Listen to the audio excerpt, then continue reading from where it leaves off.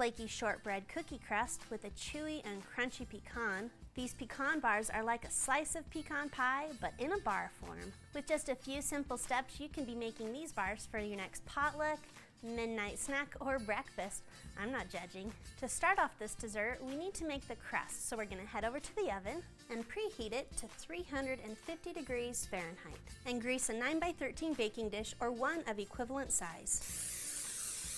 The super nice thing about these pecan bars is the crust is even easier to make than a pie. All you have to do is, in a bowl, add in 1 cup of softened salted butter, 1/3 cup of granulated sugar, and beat those together until they're fluffy. Now that our mixture is a tad more fluffy, we're going to add in 2 teaspoons of water and 2 teaspoons of vanilla extract. Beat those until combined. Make sure to push that mixture off the edges of the bowl throughout that process. Then add in 2 cups of all-purpose flour. Then we need to add in 1/2 cup of pecans, which we want to be chopped up very finely because if they're too big, it's going to make the crust crumble.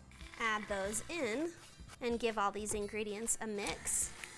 And mix that together for about 2 to 3 minutes until it looks like wet, chunky sand. Pour the mixture into your prepared baking dish and press the crust mixture firmly into that pan and make sure there's a small little lip around the edge.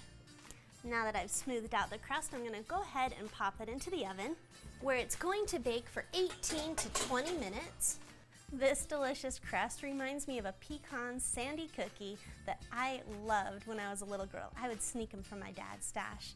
But while that's cooking, we're gonna work on the filling. For the filling, which is so good, we're gonna head over to the stove. In a saucepan, over medium heat, we're gonna melt in 1/2 cup of salted butter. Once that butter's melted, add in 1 cup of corn syrup. And if you don't want to use corn syrup because it's not for everyone, you can also use maple syrup as a great substitute. Add into that 1 cup of brown sugar and 1 teaspoon of vanilla and 1/2 teaspoon of salt. Stir to combine for a few minutes until the granulation of the sugar is no longer there. Turn off the heat, and then in a bowl, we're going to crack and beat together 4 eggs. Carefully whisk the eggs into the heated liquid, and you need to make sure you whisk as you do this so you don't get scrambled eggs. Then stir in the star ingredient, the 2 cups of pecans, and I am using rough chopped pecans, so that's the size I prefer for these bars.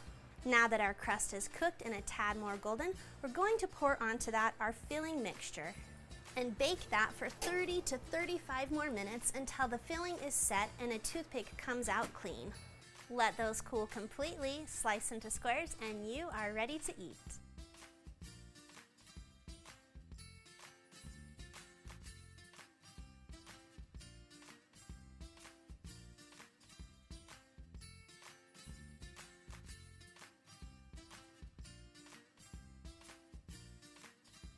Thanks for watching. You can find the full written recipe in the video description below.